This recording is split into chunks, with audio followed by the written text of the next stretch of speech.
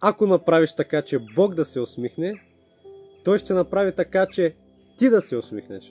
Един приятел ми звъни при няколко часа и ми казва следното. Коце, един човек ме прецака. Умоляваше ме всеки ден, 5 дена подред, да му помогна за една изключително важна ситуация. И аз му помогнах. И той най-накрая, по абсолютно най-неблагодарния начин, ме прецака. Какво да сторя? Наистина понякога е трудно, когато наш близък, човек, на който сме му имали истинско доверие, ни предаде в дадена ситуация. Но именно точно в такава ситуация е перфектното време, когато можем да накараме Бог да се усмихне. Но как да го направим? Много просто. Трябва да отвърнем на лошото с добро. Но вие обичайте неприятелите си. Правете добро и давайте назаем, без да очаквате нещо в замяна. И така, вашата награда ще бъде голяма. И ще бъдете синове на Всевишния.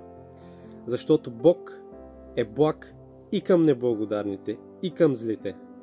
И така, бъдете милосърдни, както и вашия Отец е милосърден.